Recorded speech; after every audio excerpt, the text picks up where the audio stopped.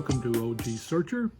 Today we're going to be talking about one of the most important aspects in numismatics, and that is coin grading. And it's probably the thing that most people spend the least amount of time learning. And it's also one of the things that most lay people that may have inherited a group of coins from their grandfather or father or something like that, how they misinterpret what their holdings are worth. They'll have something that technically would grade maybe good, very good, and they'll see one that is brilliant uncirculated MS65, and they think their coin is worth, $10,000, whereas I'm selling the exact same coin they have for $15. So we're going to be talking about how I learned to grade and just, maybe some tips that can help you learn how to grade coins and some tools that are available for you. When I first started in the coin business, I struggled with grading too. And then the ANA, in their infinite wisdom back then, came out with what was called the Official Grading Guide, or U.S. Coins. And it's gone through several changes and additions since then, but the original one is one that I like the best because it didn't have photographs. It actually had line drawings. And this book, along with the description of what those grades, entailed, probably helped me learn how to grade especially circulated coins better than any other tool in my 40 plus years in the hobby. I would suggest, if you can find one and you're trying to learn how to grade United States coins, is try to find the first edition of this book. It was printed in 1977. You can see mine is kind of, been shop worn. I've used this book quite a bit. Sometimes you might be able to find them at coin shows with used book dealers or maybe eBay or something like that. The second edition came out with black and white photographs, and they are not nearly as easy to tell the difference between, especially a lot of the grades, when you get into fine to very fine to extra fine, and the differences between, maybe a very fine 20 and a very fine 30. I've seen some of those photographs that the very fine 20 look better than the very fine 30. But the line drawings kind of help you look for those differences in the detail. The ANA grading guide is now in its 7th edition, and now its photographs were a little bit harder to tell, in my own personal opinion, than the ones that were in the first edition with the line drawings. And like I said earlier, if you're first starting out, especially find that first edition book that are on, it would pay you dividends series to get that book to, coins, and then study it to try to learn the basics on grading, especially circulated coins. Now, uncirculated coins is a whole different ball of wax, as they might say. That's going to take a lot of, diligence about studying ones. I would, go into coin shows, look at certified coins and dealers' inventories of series that you might be interested in, and see, what the commercial grading companies are designating what an MS62 versus an MS64 versus an MS66 might be. And I'm going to tell you a little bit of experience that I've had in the hobby. Criteria for those uncirculated grades do change. They tend to change with market conditions. Now that you would say, well, why should they? Well, they really shouldn't. But if the coin market is very hot, the grading standards for mint state coins, especially the popular series, tend to loosen up a bit. And when the market contracts and people are not buying as many coins, the grading standards tend to tighten up again.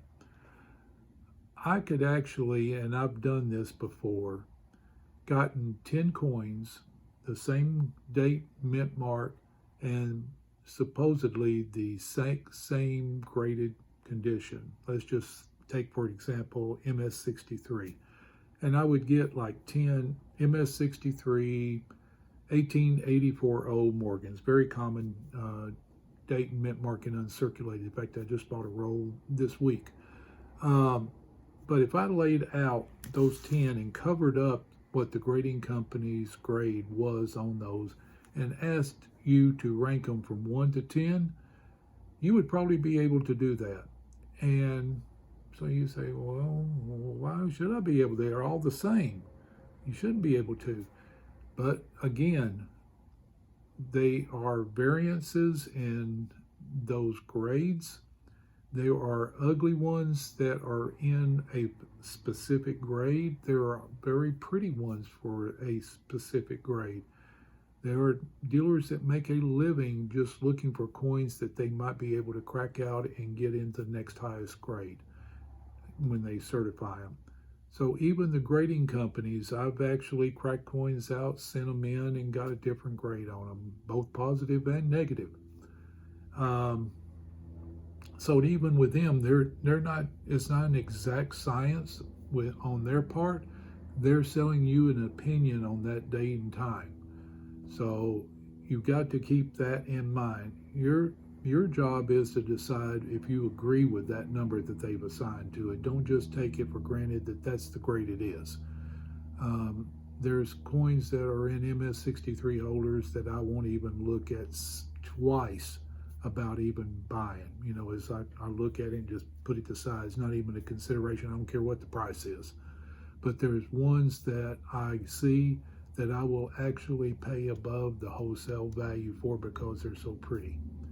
And pretty tends to sell. So, you know, keep that in mind with uncirculated coins.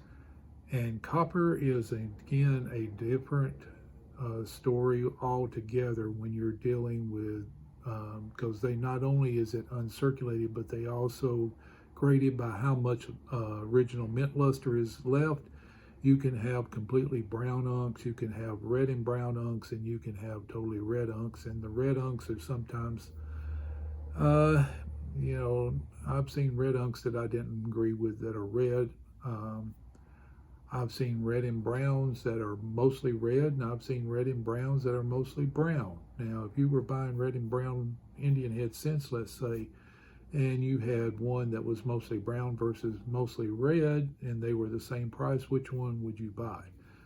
So that's where I'm getting at. You've got to not, when you're grading coins, you've got to take that in consideration, but you also, when you're buying coins, take that in consideration too. So that's why it's important for you to learn how to grade, not just trust what's on the holder.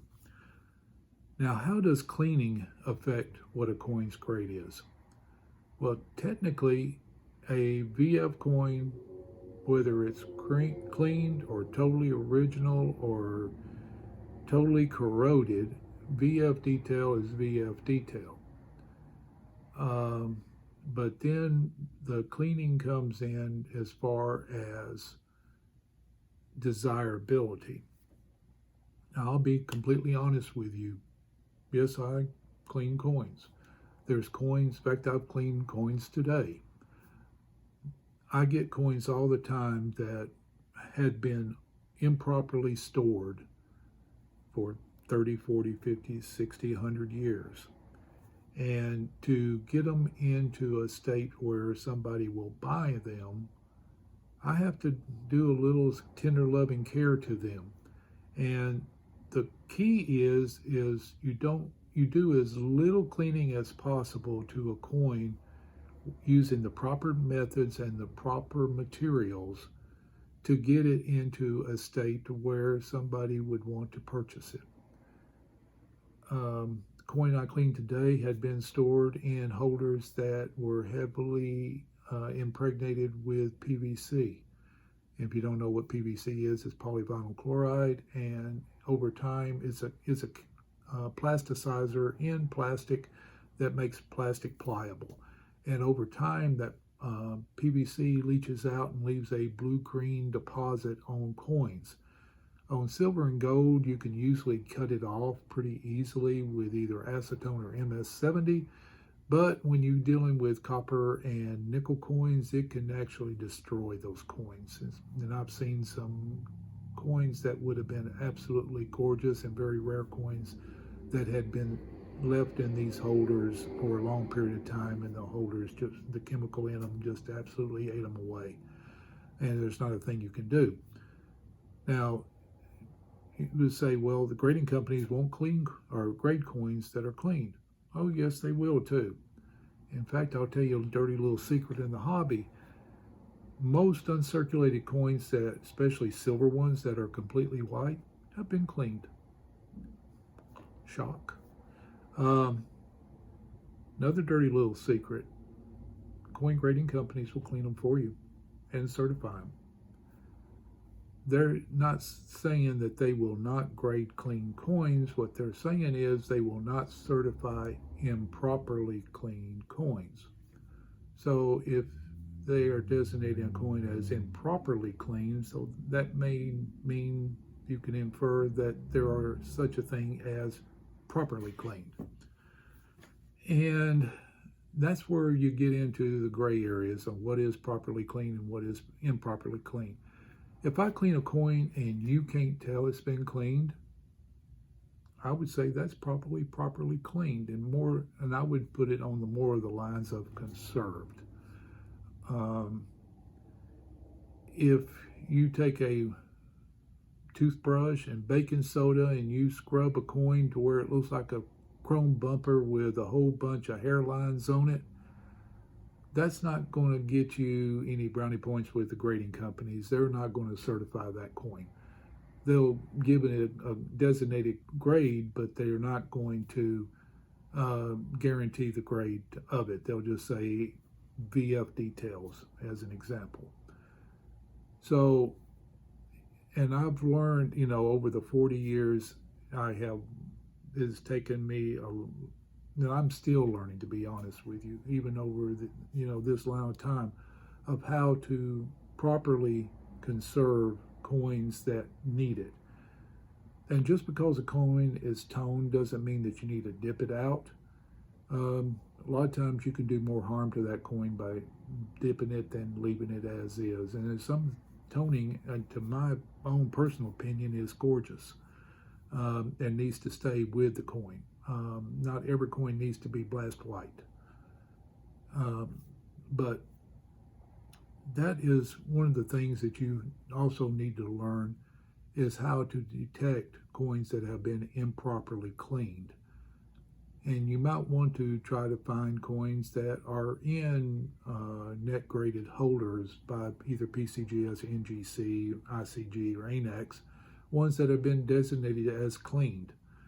Those will help you maybe get your eye attuned to know what to spot, because nothing beats experience in learning how to grade coins. So what are the tools available today that has come out? One of the ones that I'm currently use, and I use it at most shows that I go to, and you've probably heard there's an app for that. Well, there is a coin grading app that is actually no charge whatsoever. And I have it on my phone, so let me bring it up here. And it is called CoinFacts by PCGS. And it has, it broken down by the denominations, and I'm just going to pick Morgan dollars. You can see this is all the dollars here. And if I pick Morgan, and let's go to photo grade, and it gives you the grades all the way down to fair 1, or poor 1, excuse me, it's fair is 2. I'm going to cut into some close-ups of this, and so you can kind of see the difference of it. But when you get to the show, you can actually blow it up and compare the coin that you've got that you're looking to possibly purchase to this, or if you're trying to determine, what your coins might be worth, you can take and look at this. And again, some of these are pretty hard to tell the difference between maybe a VF20 and a VF30, and it can, be a significant difference in value, for some of these years and issues of coins. There's also a lot of times there are grading guides in the individual coin series reference books. You can, and what I'm talking about here is there's individual reference books for like Indian head cents. And you can look inside that book and it will have a photo grade section and word description for the different grades for those. These are just a few that's in my library, and just kind of go over those with you. This is one by J.H. Klein. He was one of my early mentors, believe it or not. But this is the book on Standing Liberty Quarters, which is what his expertise was in. And you can see it does have some line drawings similar to the A&A grading guides line drawings to help you grade this series. If you like Liberty seated half dollars and varieties, there's a really good reference book for it. This one is by Wiley and Bugert, and in it there is a picture version of the grades for half dollars. And the most popular series, I said, besides probably Lincoln cents, is silver dollars, Morgan and Peace dollar varieties. This is the standard reference book for the varieties of it. And it also has photograph grading guides for it. Just a little tip, there is a website for this, the Morgan and Peace dollar varieties, called Vam World, and it's free of charge. You can go onto it if you are interested in the varieties of Morgans. This video is not intended to make you an expert in 15 minutes on how to grade a coin. This is only an introduction on how to do it, and maybe give you a few tools that will help you start you on your path on learning how to do it. If you do have coins that you feel are valuable and you're looking to sell them and you don't want to develop the skills, then I do suggest that you either submit them through an authorized dealer to one of the grading companies or join their collector club. It'll cost you a few dollars to join, but then you can submit the coins directly yourself.